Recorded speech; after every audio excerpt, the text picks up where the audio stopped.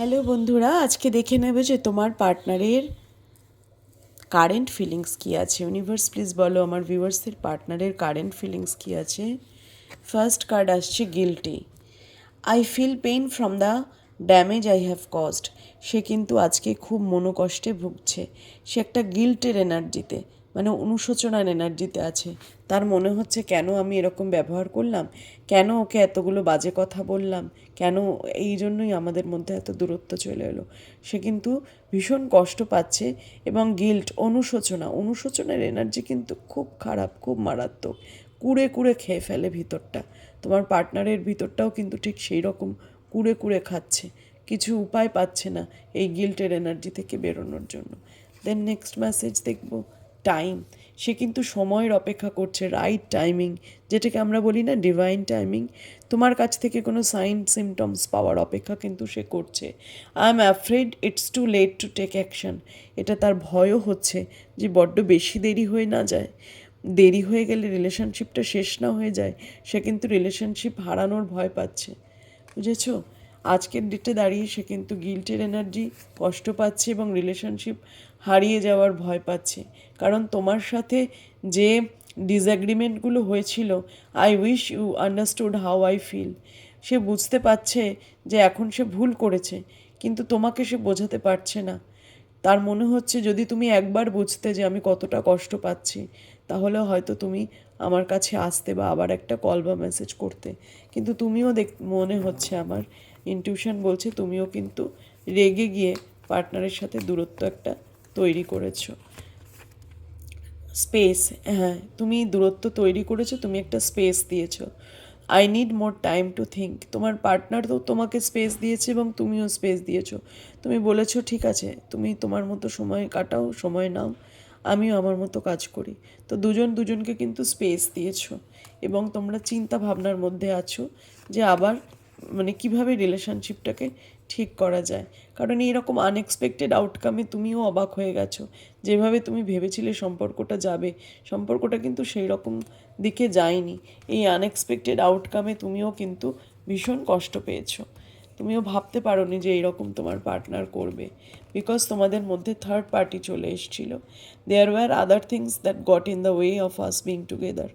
তোমাদের দুজনের মধ্যে যে থার্ড পার্টি চলে এসছে, এই থার্ড পার্টির জন্য কিন্তু তোমাদের রিলেশনশিপে প্রবলেম এসছে এবং তোমার পার্টনার থার্ড পার্টিকে সামনে রেখে তোমার থেকে তোমার অসময়ে তোমার পাশে থাকেনি, তোমার থেকে দূরে পালিয়েছে। সেটা কিন্তু তার মধ্যে একটা অনুশোচনা, তার মধ্যে একটা রিগ্রেট আছে। দেন আর একটা message, you are better person than I am. তার মনে হচ্ছে সে খুব অন্যায় করেছে তোমার সাথে, সে যেটা করেছে ঠিক করেনি। তোমাকে তার থেকে অনেক বড় জায়গা দিচ্ছে, তোমাকে অনেক এখন রেসপেক্ট এবং রিগার্ডসের চোখে দেখছে। তার মনে হচ্ছে যে তুমি আমার থেকে অনেক ভালো, যে তুমি আমার মতো মানুষটাকে এতদিন ধরে সহ্য করেছো, আমার এত বাজে ব্যবহার তুমি মুখ বুজে সহ্য করেছো, এখন তুমি না পেরে আমার থেকে একটা দূরত্ব নিয়েছো। দেন ড্যামেজ, আজকে দুজনেই দুজনকে হার্ট করেছি, দুজনেই দুজনের মানে আমাদের মধ্যে সম্পর্কটাকে নষ্ট করেছি, এটাই কিন্তু তোমার পার্টনার ভাবছে। দেন লাস্ট মেসেজ, এখন সে তোমার রেসপন্সিবিলিটি নিতে চায়। I have to take care of my financial and emotional needs. এখন সে তোমার দায়িত্ব নিতে চায়, তোমার ইমোশনের দায়িত্ব নিতে চায়। এবং আমার যেটা মনে হচ্ছে তোমাদের রিলেশনশিপে কোনো বাচ্চা জড়িত, সেই বাচ্চাটির দায়িত্বও নিতে চায়। তার এখন মাইন্ড চেঞ্জ হচ্ছে, মাইন্ডসেট চেঞ্জ হচ্ছে, গিল্টের এনার্জি থেকে সে এখন বেরোতে চাইছে।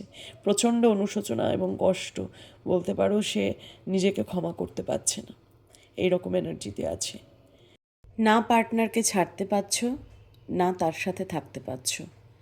মারাত্মক কষ্ট পাও, কিন্তু তাও ছোটে ছোটে তার কাছে যাও। অনেকটা সেই পিঁপড়ের মতো, যারা জানে আগুনের কাছে গেলে মরে যাব, তবু আগুনের দিকেই ছুটতে থাকে। তোমার সাথে তোমার পার্টনারের সম্পর্কটা ঠিক তাই। ঠিক যতটা টান, যতটা ভালোবাসা যখন মিলন হয়, যখন দূরত্ব হয়, ঠিক ততটাই মানে কষ্ট, দুঃখ দেয় তোমার পার্টনার। তো সারাক্ষণই তুমি পার্টনারের থেকে যদি ভালো মুহূর্ত পাও 10 মিনিট, খারাপ মুহূর্ত পাও 30 মিনিট। খারাপ মুহূর্তের সময়টা অনেকটা বেশি। তারপরেও তুমি তার কাছে ছুটে যাও, কারণ তুমি যে ভালো মুহূর্ত পাচ্ছ 10 মিনিট, সেটা তোমার জীবনের শ্রেষ্ঠ সময় বলে মনে হয়। যখন তোমার পার্টনার তোমার সাথে থাকে, তোমার মনে হয় পৃথিবীর সব সুখ তুমি পেয়ে গেছো। এই রকম অ্যাটাচমেন্ট, এই রকম ভালোবাসা তোমার পার্টনারের প্রতি আছে। তোমার পার্টনারেরও কিন্তু আছে।